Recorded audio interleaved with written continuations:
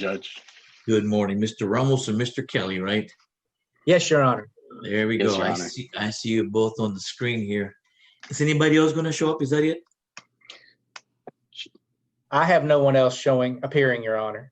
Okay. And Mr. Judge, Ramos. because of the plea to the jurisdiction addresses jurisdictional issues of the court, my client unfortunately couldn't attend, but I believe the argument's going to be based on the legal aspects of the jurisdiction of the legal aspects of our claim, Judge. Okay. There's a plea to the jurisdiction and then motion to compel? Yes, Your Honor. Okay. And well, first of all, court will begin with the September 29, 2020 docket. And we're now on Zoom. We're doing Zoom now, and we're also on YouTube. And so the case I have here is CL 2013-29D, Jasmine Garcia versus S. Sanchez, and then the Ed Couch Elsa ISD. So there's two defendants, Sanchez and the Ed Couch ISD. Yes, Your Honor. Okay. Yes, Your Honor. All right. And now, I guess, Jasmine Garcia, was that an employee of the district? No, she's Judge. a parent of a student at the Oh, district. parent. Yes, Your Okay. Honor. Then put your parent. And then S. Sanchez is who now? School teacher. It'll be the teacher. Yes, Judge. Okay, the teacher here. And of course, Elsa ISD. All right, let's see here. Mr. Kelly, you want to get it started, sir? Yes, Your Honor. Thank you. Yes, sir. First of all, I did file a first supplemental plea to the jurisdiction on September 23rd, Your Honor. Do you have that? September 23rd. I don't have it before me, but I'll follow along. I'll Okay. Well, the reason I ask, Your Honor, is I had attached an affidavit that I'd like to admit into evidence for this hearing. And so it was pre-filed with that first supplemental plea on September 23rd, 2020. Is there a way I can get that before the court? Okay. It's whose affidavit now? It's the affidavit of Miss Sanchez, the defendant. Okay, Sanchez affidavit. All right. Yeah, I'll admit it. I'll go ahead and admit it, and I'm going to read everything anyway after the hearing. I'll take everything under advisement and go over Your everything Honor. that's been submitted. Thank you. I just wanted to make sure the affidavit was admitted, and you've done that. So Okay. I can get to my argument. So there's separate grounds, I guess, for this plea to the jurisdiction as to each defendant, Your Honor. So Okay. I want to deal with the school district first, Ed Couch Elsa. As Your Honor knows, Ed Couch Elsa enjoys governmental immunity, and the plaintiffs have to allege a valid waiver of that immunity in order to bring suit and, of course, maintain suit or establish any liability. And the Texas Tort Claims Act only waives immunity as to Ed Couch Elsa for claims involving an employee whose operation or use of a motor vehicle causes bodily injury. And we have no allegation whatsoever in this lawsuit that involves the operation or use of a motor vehicle. Mhm. What the plaintiffs have claimed is an excessive force, negligent discipline case against the school district and Ms. Sanchez. And there's absolutely no allegation in the first amended petition regarding a motor vehicle. Okay. And so that's one reason immunity has not been waived as to Ed Couch Elsa. Now, plaintiffs did allege liability on Ed Couch Elsa via respondeat superior, that they employed Ms. Sanchez. But that respondeat superior, that principle only works if there's an underlying valid waiver of immunity. And since there's no allegation in the petition that involves operation or use of a motor vehicle, there's no valid waiver of immunity. So plaintiff can't even rely on respondeat superior. So there's absolutely no jurisdictional basis as alleged by plaintiff in its first amended petition to establish any type of waiver of immunity as to Ed Couch, ELSA ISD, and therefore this court just has no jurisdiction over Ed Couch ISD in this matter because of that. So that pretty much summarizes the plea to the jurisdiction as to the school district, Your Honor. Okay. Okay. All right. So now I'll turn to the immunity, the governmental immunity enjoyed by Miss San Juanita Sanchez. She's the school teacher. Okay. And that immunity is found in Texas Education Code. It's section 22.0511. And the plaintiffs did plead that section in their first amended petition because it sets up the general immunity for a professional employee of a school district, which is what Miss Sanchez is. She's a professional employee of the school district, so she enjoys that immunity unless it's waived by her excessive force or negligent discipline of a child. So that's really the allegation that the plaintiff has brought in this lawsuit. And they brought it against both Ed Couch, ELSA ISD, and they brought it against Miss Sanchez, the school teacher. Okay. Mhm. Well, the first ground for no jurisdiction as to Miss Sanchez is because the Tort Claims Act says it's the election of remedies provision, Your Honor. It's section 101.106A in the Tort Claims Act. And it says the filing of a suit under this chapter against a governmental unit constitutes an irrevocable election by the plaintiff and immediately and forever bars any suit or recovery by the plaintiff against any individual employee of the governmental unit regarding the same subject matter. So because plaintiff sued Ed Couch, ELSA ISD for the same cause of action that it sued Miss Sanchez, Tort Claims Act says, well, you elected to go after the school district, so that forever bars a claim against Miss Sanchez. So in essence, there's no jurisdiction over Miss Sanchez by this court because of the election of remedy provision in the Tort Claims Act, 101.106. So that's the first ground as to why the court should sustain the plea to the jurisdiction as to Miss Sanchez. The second ground, Your Honor, is going actually to the meat of the Texas Education Code, that section 22.0511. And I've cited the case law for that, Your Honor, as well, that what you look at to determine, whether there's been excessive force or negligent discipline. And quite frankly, Your Honor, there just hasn't been any excessive force or negligent discipline in this case. And I obviously rely on the affidavit from Miss Sanchez, but more importantly, I know plaintiff's first amended petition alleges negligent discipline. And here's what happened, Your Honor. Apparently the minor in this case had some condition with his urinary tract, and quite frankly, with his penis. Okay. He ended up needing to be circumcised to correct the condition. It was with his foreskin. I don't know how to pronounce the medical term, or I would provide it to the court. Starts with a P. But he suffered this condition. The plaintiffs allege Miss Sanchez denied him going to the restroom, and that this contributed to his bodily injury. He subsequently got a urinary infection and apparently was hospitalized. So that's, in a nutshell, that's the plaintiff's claim, that Miss Sanchez denied him access to the restroom. Now, of course, Miss Sanchez vehemently denies that and testifies to that in her affidavit. But more importantly, Your Honor, denial of access or use of the restroom is simply not punishment, because that's what the courts have construed negligent discipline or discipline to be.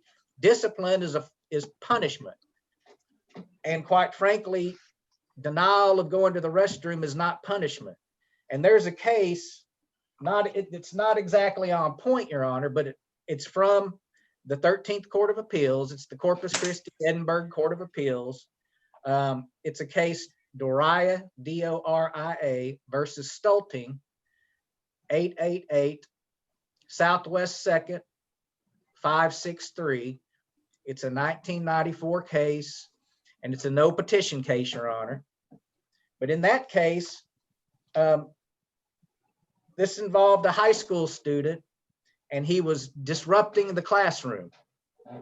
His teacher forcibly removed him from the classroom and took him to the vice principal's office for discipline because the student had ignored the teacher's command, okay, leave the room and go to the principal's office. The student ignored that command, so the teacher forcibly removed him from the classroom to take him to the principal's office. The Corpus Christi Edinburgh Court of Appeals ruled that that act of removing the student from the classroom was not punishment as a matter of law. As a matter of law, that was not punishment.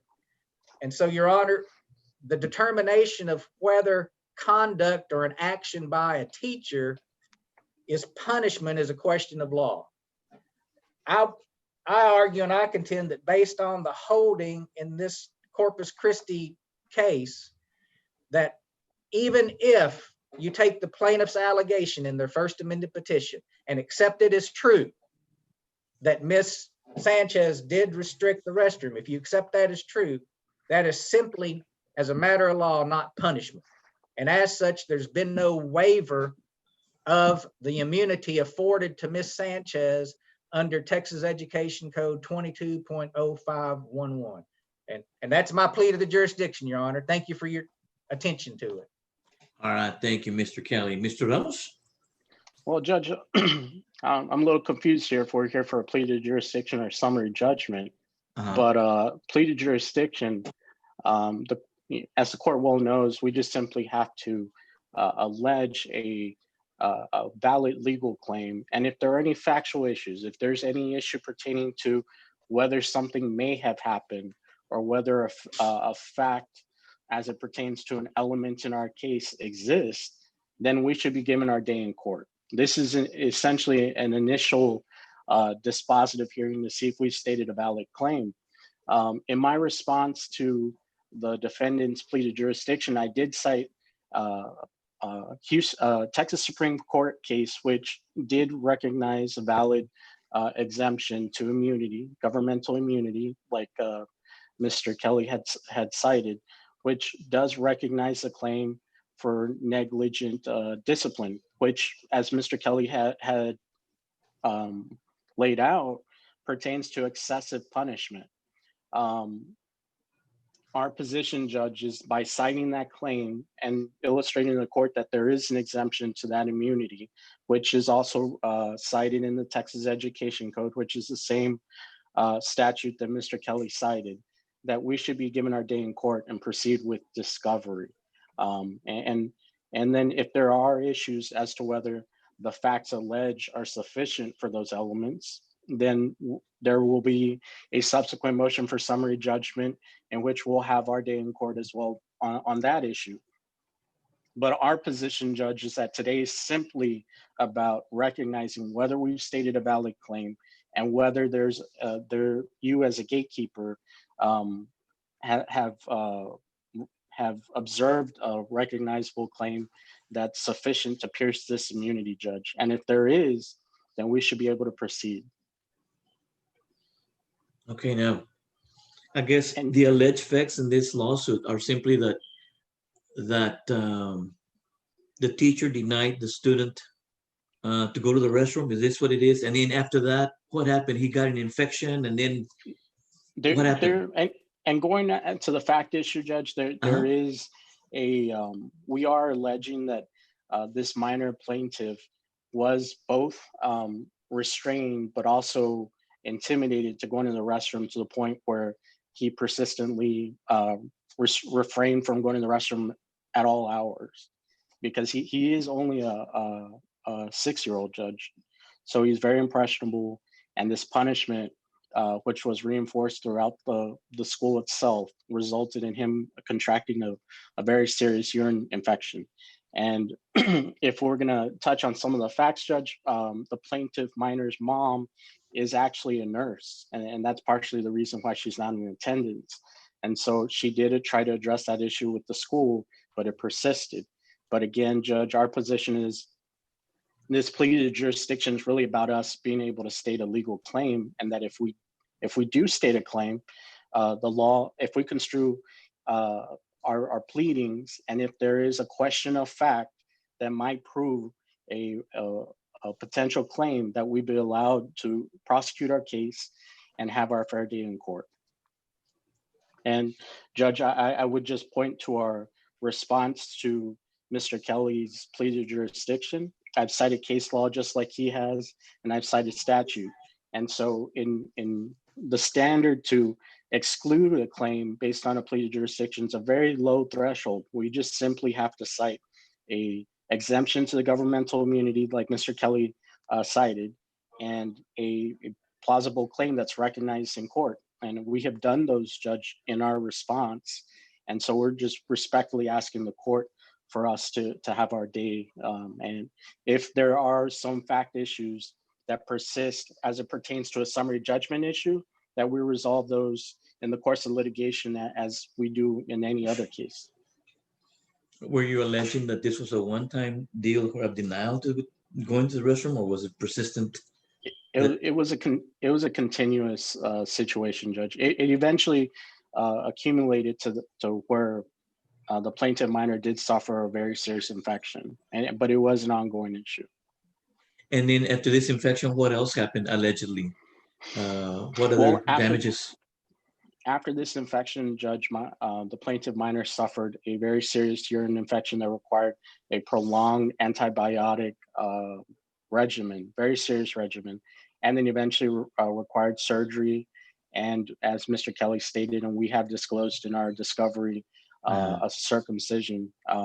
And so it was a prolonged months after this infection came about that the plaintiff minor continued to suffer the after effects.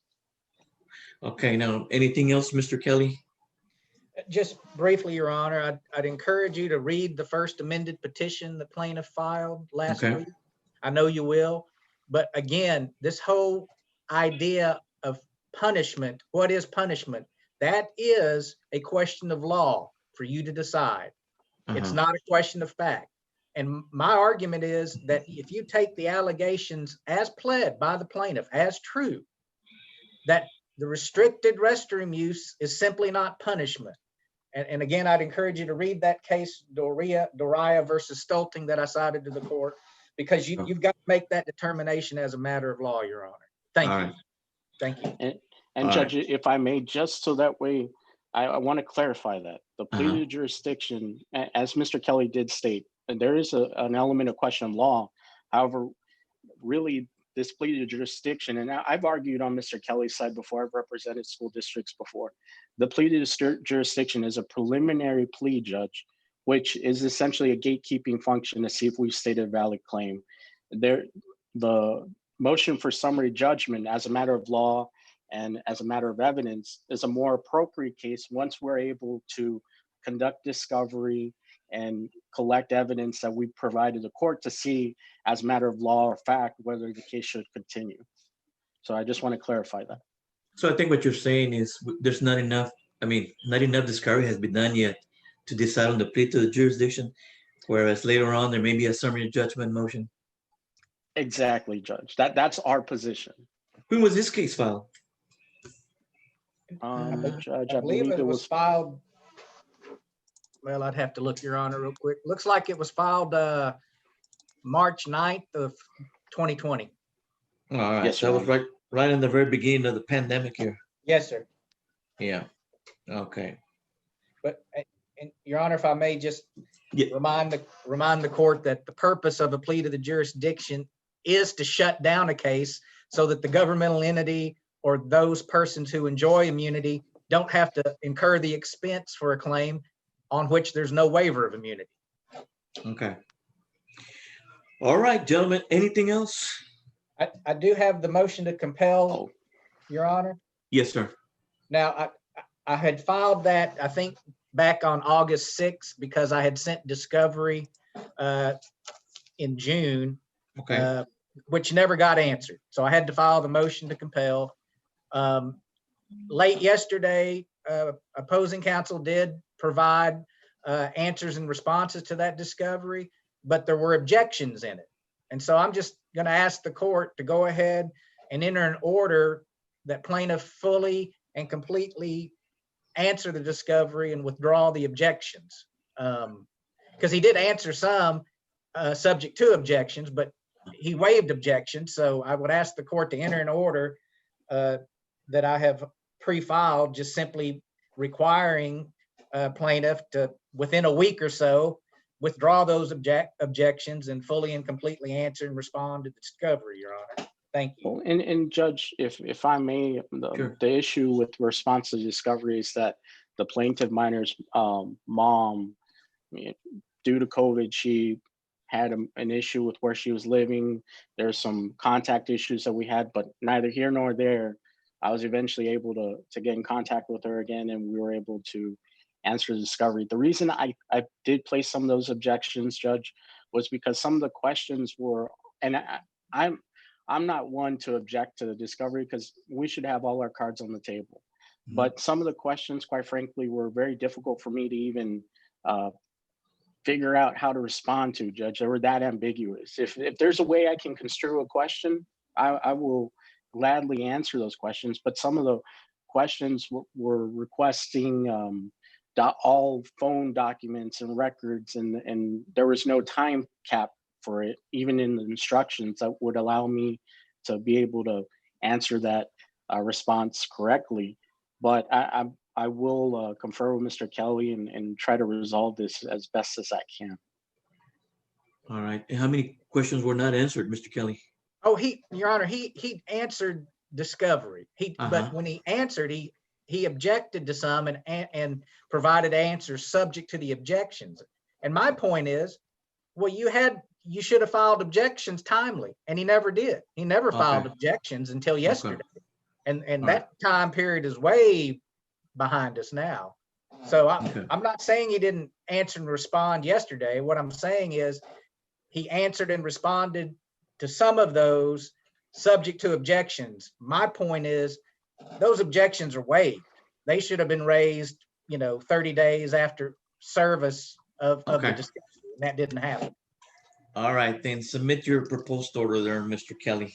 I have, Your Honor. Oh, you have already? Okay. Yes, Your Honor. You can. And then, Judge, and I'm willing, for the sake of trying to conduct discovery, I'm willing to waive those objections, Judge, because the objections, quite frankly, were of the substance as to the ambiguity, and I'll respond to those questions that Fully. are unanswered. And if there's any follow-up, Mr. Kelly and I can try to hopefully resolve that. All right, very well then. All right, gentlemen, did you all submit proposed orders on the plea to the jurisdiction? Yes, Your Honor. Yes, Your I think you did too. All right. All right, I'll take this matter of advisement and let me go ahead and make some rulings, hopefully later this week or early next week. Thank you, Your Honor. All right, thank you all. Thank you, Judge. Y'all have a Y'all big be excuse. safe. Thank you. Thank you, Okay, Your Honor. too. You Be too. safe.